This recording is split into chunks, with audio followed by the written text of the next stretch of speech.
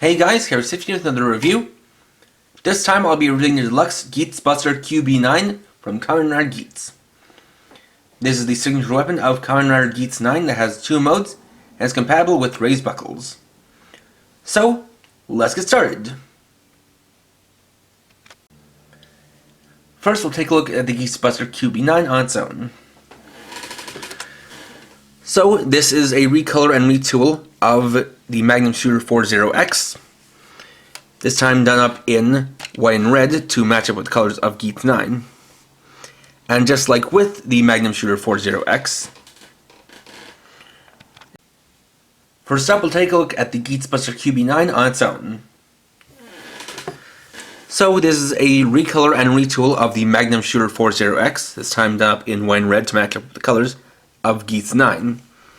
And just like with the Magnum Shooter, the Geats Buster has a bit of wordplay in its name.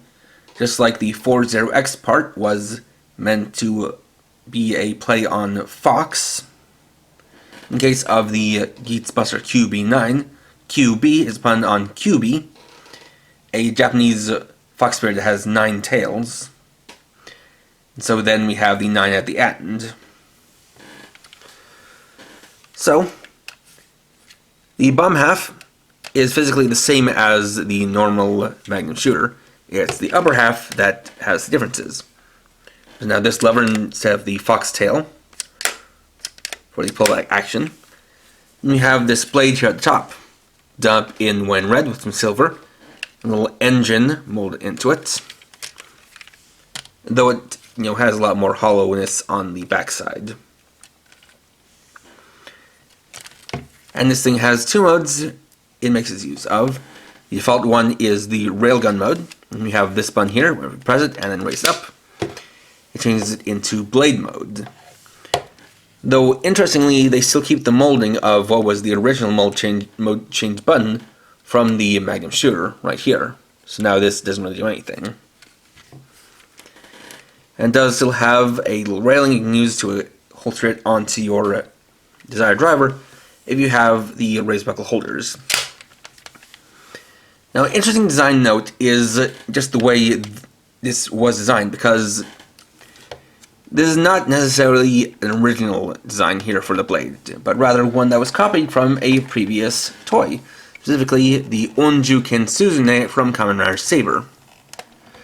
Now, while it's not an exact remold, if you take a look at the two side by side, you can definitely see that the way they designed the gun mode for Onjuken Suzune was definitely used as the basis for how to design the blade of the Geats Buster QB9. So, not necessarily taking the full-on molds and using them for this, but rather taking inspiration from a previous toy. So, we switch it on, we'll get a confirmation sound.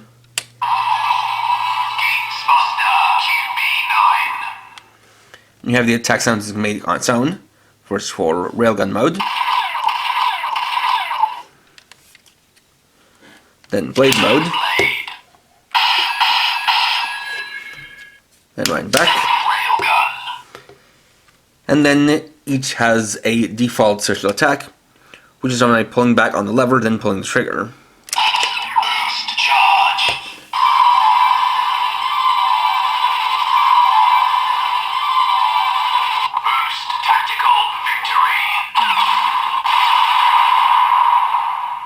Which is the Boost Tactical Victory. And you'll see the same in blade mode. Boost charge.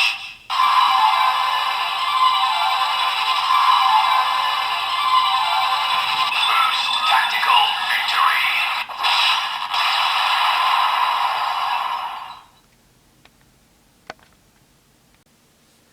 And the other thing we can do with the Geats Buster is use it with raised buckles. So, of course, the main one we want to use it with is the Mark 9 buckle.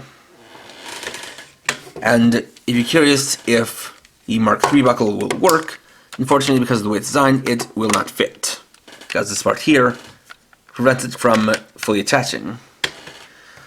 So we're only left with the Mark 9 half, or just half of the electronics. So, of course, you attach it on. DYNAMITE booster. You have the default attack sound.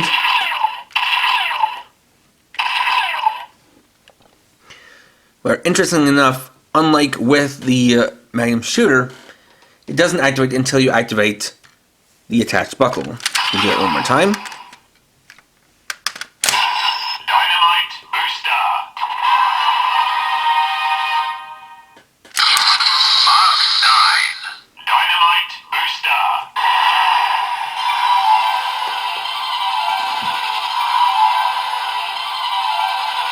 Boost tactical impact.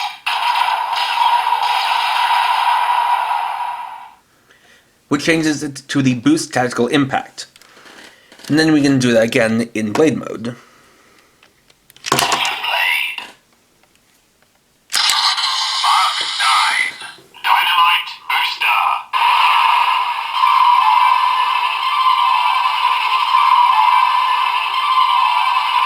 Boost tactical impact.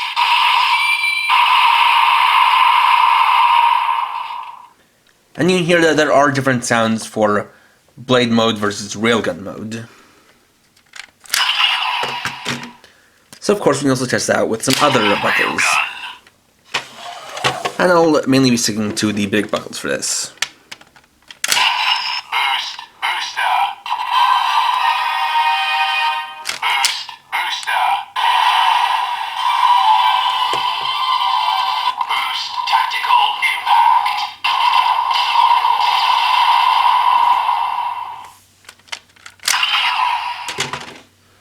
You can also make use of Magnum. Magnum booster. Magnum booster. Boost tactical impact.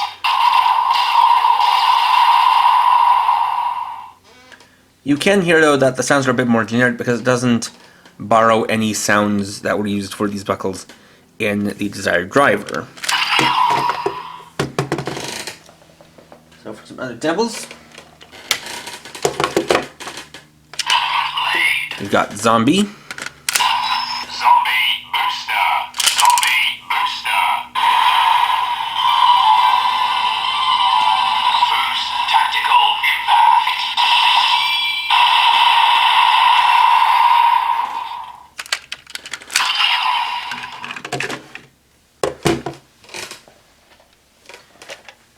Ninja,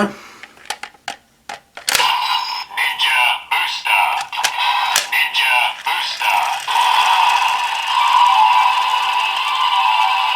Boost tactical impact.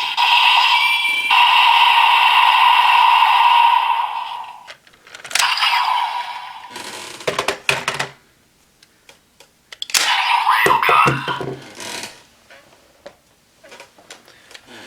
Monster, Monster booster. Monster booster.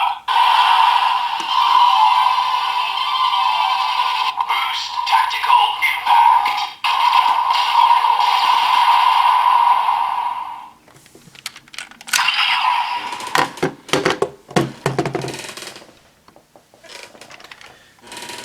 and the Beat. Blade.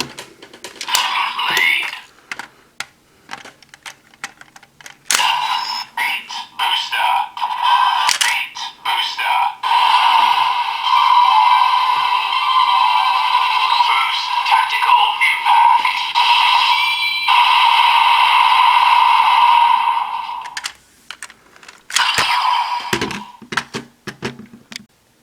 And there we go.